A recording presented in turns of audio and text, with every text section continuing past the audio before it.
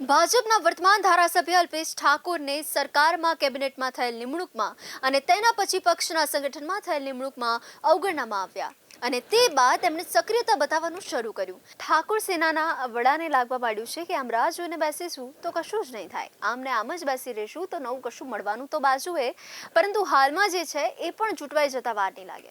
આના પગલે અલ્પેશ ઠાકોરે સામાજિક કાર્યક્રમમાં સક્રિયતા દાખવવા માંડી છે. તેઓ ઠાકોર સમાજના વધુને વધુ કાર્યક્રમમાં દેખાવા લાગ્યા છે. અગાઉ એમને હાજરી સમાજના જે કાર્યક્રમમાં પાંખી હતી અને દેખાતા જ ન હતા તેવા સ્થળોએ પણ દેખાવા લાગ્યા છે. એ સમજી ગયા છે કે જો સમાજમાં જ નહીં દેખાઈએ તો રાજકારણમાં પણ નહીં દેખાઈએ.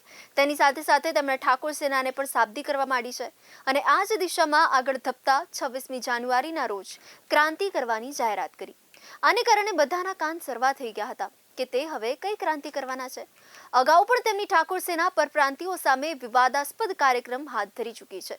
તેની ક્રાંતિની વાત આવી ત્યારે પહેલા તો આ જ પ્રકારની સમજ આવી હતી, પરંતુ પછી તેમણે જાહેરાત કરી હતી કે જ્યારે સમજાયું કે ના, આ ક્રાંતિ નથી. અલ્પેશ ઠાકોર તો ઠાકોર સમાજમાં શૈક્ષણિક ક્રાંતિની વાત કરી રહ્યા છે.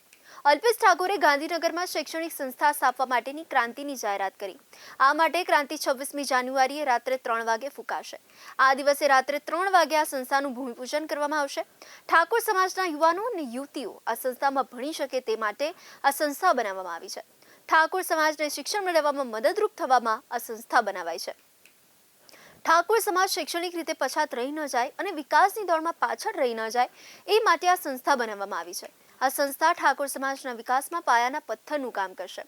અલ્પેશ ઠાકોરે જણાવ્યું હતું કે 26 જાન્યુઆરીએ રાત્રે 3 વાગે ઠાકોર સમાજના આગેવાનોને કઈ મોજ મસ્તી માટે કે કોઈ રાજકીય કાર્યક્રમ માટે બોલાવ્યા નથી, સમાજના કામ માટે બોલાવ્યા છે. આ શૈક્ષણિક સંસ્થા ઠાકોર સમાજના યુવાન યુવતીઓને વિકાસનો માર્ગ ચીંધશે. તેમની વિકાસની દોડમાં પાયાના પથ્થરનું કામ કરશે. અલ્પેશ ઠાકોર ભાજપની અંદર રહી તેમનું રાજકીય અસ્તિત્વ જાળવવા મરણિયા બન્યા છે. તેમને સમજ આવી ચૂકી છે કે ભાજપમાં રાજકીય પ્રભુત્વ ઊભું કરવાનો માર્ગ સામાજિક પ્રભુત્વમાંથી જ નીકળે છે. આ સામાજિક પ્રભુત્વ કંઈ એમને એમ તો આવવાનું નથી. સમાજ માટે કશું કરશો તો આવશે. તેમણે ઠાકોર સેના ઊભી કરી હતી ને એને કારણે તેમને મળેલું પ્રભુત્વ એ જોઈને ચૂક્યા છે. હવે એમણે ઠાકોર સેનાથી પણ આગળ વધીને શૈક્ષણિક સંસ્થા ઊભી કરવાની વાત કરી છે.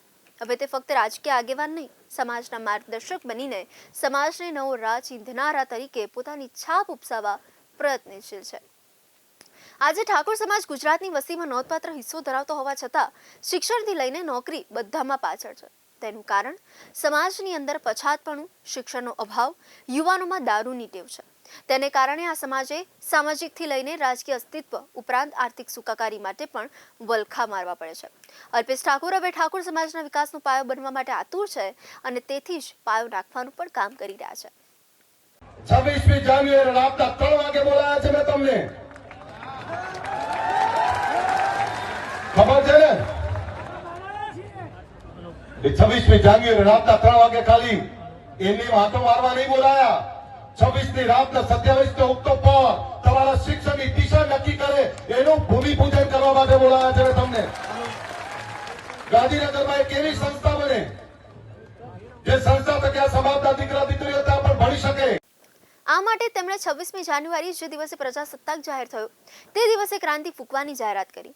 પહેલા તો માનવામાં આવતું હતું કે તે કોઈ રાજકીય આંદોલનની કે કોઈ નવા પક્ષની જાહેરાત કરશે, પરંતુ તેવું કશું જ બન્યું નથી. તાજેતરમાં જ ઠાકોર સમાજના વિવિધ રાજકીય આગેવાનો સામાજિક જાગૃતિનું ઘણું કામ કરી રહ્યા છે. હજી થોડા સમય પહેલા જ જ્ઞાનીબેન ઠાકોરે ઠાકોર સમાજના લોકોને જણાવ્યું હતું કે વાતે વાતે ભુવાઓ જોડે જવાનું છોડો, પોતાના સંતાનોના ઈલાજ ડોક્ટર પાસે કરાવો, ભુવાઓ પાસે ન જાઓ, અંધશ્રદ્ધામાંથી બહાર આવો, દશામાનું વ્રત કરવાની કોઈ જરૂર નથી, દશામાં ક્યાંય કોઈને કશું કરતા નથી અને તે કોઈને નડતા પણ નથી. હવે જેમને દશામાં નડતા હોય એમણે દશામાને મારી પાસે મોકલી આપવા, હું એમને મારી જોડે ગાડીમાં લઈને ફરીશ. એમણે જણાવ્યું હતું કે કોળી સમાજનો યુવાનને જો અમદાવાદ જવાનું કહે તો કહે કે મને ત્યાં ન ફાવે, પણ સાંજે પડે તેને દારૂની પોટલી પીવાનું ફાવે. શું આ રીતે સમાજ વિકાસ કરશે? સમાજનો દરેક યુવાન પગભર નહીં થાય ત્યાં સુધી કોઈ સમાજ વિકાસ નહીં કરી શકે. દરેક સમાજના અને દરેક રાષ્ટ્રના વિકાસનો આધાર યુવાનો પર છે. હવે યુવાનો પોટલી પીને પડ્યા રહે તો કઈ ઠાકોર સમાજનો ઉદ્ધાર થવાનો છે? તેઓ જ્યાં સુધી ભણશે નહીં, સરકાર કે ખાનગી કંપનીમાં હોદ્દા મેળવશે નહીં, ત્યાં સુધી તેમને કુટુંબથી લઈને સમાજ કઈ રીતે આગળ વધશે? 21મી સદી જ્ઞાનની સદી છે. જે સમાજ જ્ઞાનની યાત્રામાં પછાત રહી જશે તે સમાજ બધી જ રીતે પછાત રહી જશે. હાલમાં તેમની જે સ્થિતિ છે એનાથી પણ વધુ ખરાબ થશે. તેથી ઠાકોર સમાજના જાગવાનો આ સમય છે. તેઓ પોતાનો વિકાસ કરીને રાજ્યની વિકાસ કૂચમાં મહત્વનો હિસ્સો બની શકશે.